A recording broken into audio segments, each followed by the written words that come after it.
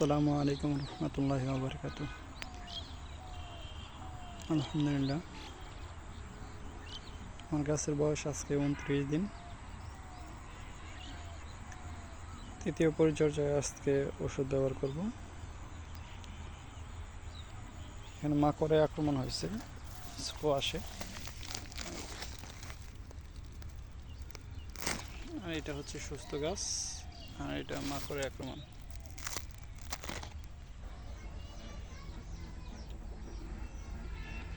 মাকড়ের জন্য দেওয়া হবে ভার্টিমেক 1 ml প্লাস হচ্ছে থিওবিট প্রতি লিটারে 1 গ্রাম। আর হচ্ছে লেদা পোকার জন্য দেওয়া হবে অ্যামামেকটিন বেনজয়েড গ্রুপের 5 EC। এটা হচ্ছে শিকল 2 প্যাকেট 20 লিটার পানির জন্য। আর এটা হচ্ছে ডেলাথয়েড ডাইমেথেড গ্রুপের, এটা দেওয়া হবে হচ্ছে 20 ml।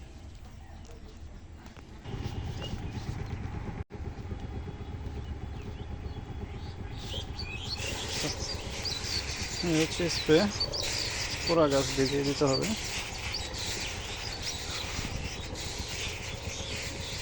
ভিজিয়ে বলতে হালকা স্প্রে, পুরা গাছের জন্য পানি থাকে, গড়ায় আনার পরে দিতে হবে।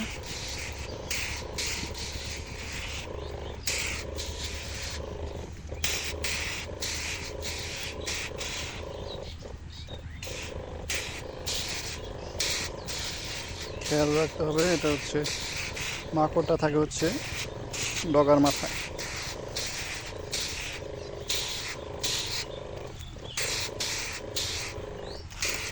যাতে ভালোভাবে ভিজে ওষুধের কার্যক্রমটা ভালোভাবে হয়। মাকড় মূলত কচি পাতার রসগুলো চুষে খায়, যাতে সালোক সংশ্লেষণ হয় না আর গাছগুলো কুঁকড়ে যায়। এর ফলে বেশিরভাগ গাছগুলো হচ্ছে ডাউনি মিলডিউ রোগের বেশিরভাগ আক্রান্ত হয়, হলুদ হয়ে যায়, এবং কি গাছের বৃদ্ধি কমে যায়, আর হচ্ছে গাছের ফলন হয় না, ফলন নষ্ট হয়ে যায়। আর কিছু লেদা পোকা আছে, এই যে এগুলো লেদা পোকার কাজ হচ্ছে ডগার পাতাগুলো খাওয়া, যাতে এটার কারণেও গাছ বৃদ্ধি ব্যাহত হয়। এর জন্য ডগাটা বেশি ভালোভাবে স্প্রেটা করতে হবে।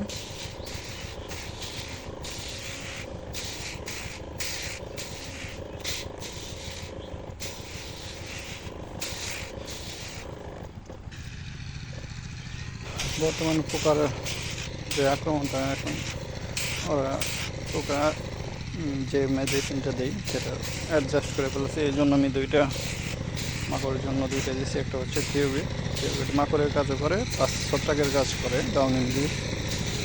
আর হচ্ছে মূলত ভার্টিমেকটা মাকড়ের জন্য।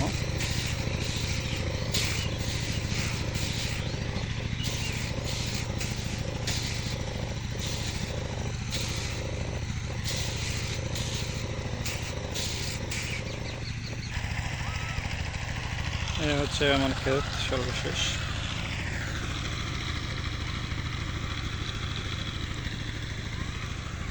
এখন জাংলার কাজ করব,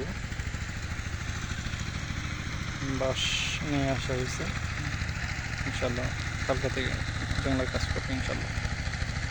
আসসালামু আলাইকুম। আমার জন্য সবাই দোয়া করবেন, আমি যেন প্রত্যেকটা পার্ট বাই পার্ট এই শশা চাষের পরিচর্যাগুলো দিতে পারি। এতে যদি কারো উপকার হয় অবশ্যই শেয়ার করে দেবেন। কৃষি বাঁচলে সব ইনশাল্লাহ দেশ বাঁচবে।